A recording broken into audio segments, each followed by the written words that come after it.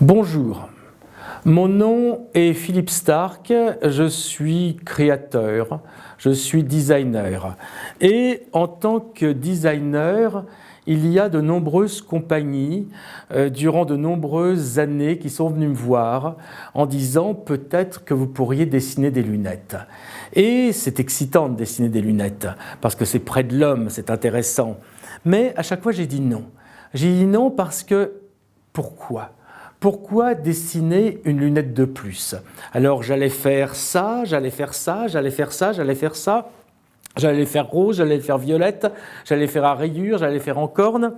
Vraiment, je ne voyais pas l'intérêt de faire des lunettes en plus. Donc, j'ai attendu. C'est vrai qu'un jour, il y a Alain Micli qui est arrivé pour me poser la même question. Est-ce que tu veux faire des lunettes? Et j'ai fait non. Mais si un jour je fais des lunettes, je les ferai avec toi. Parce que j'avais vu chez Alain un vrai talent, un vrai don. C'est un don bizarre d'ailleurs de faire des lunettes. Mais il avait quelque chose différent. Il ne faisait pas des lunettes simplement pour vendre des lunettes. Il incarnait les lunettes. C'est à cause de son gros nez évidemment. Et donc je me suis dit, celui-là je m'en souviens. Les années ont continué à passer, ou les mois, je ne me rappelle plus trop bien. Et j'ai commencé à travailler avec des spécialistes de la biomécanique, des gens formidables.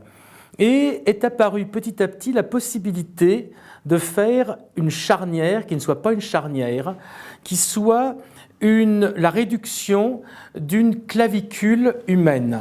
C'est-à-dire l'os qui est ici, de le faire nano, et donc de faire une nanoclavicule de la nanobiomécanique. Et là, tout d'un coup, tout s'éclairait.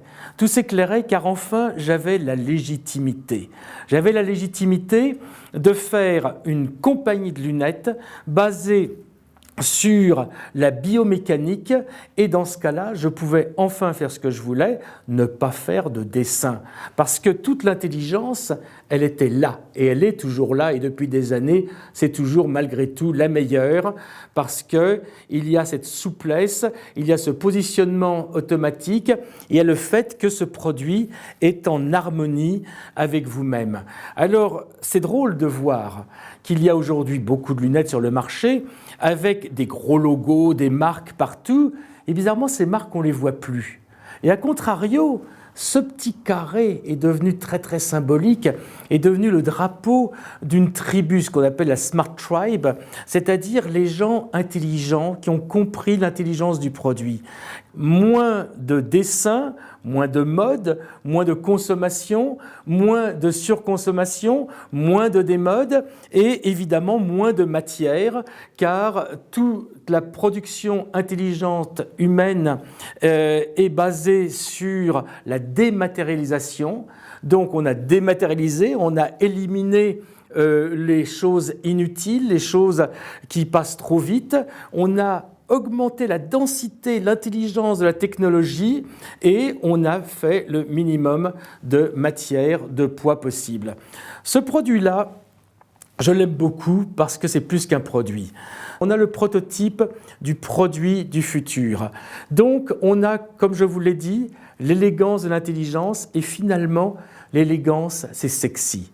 On a le sexy de l'intelligence et je crois profondément dans ces valeurs. Merci.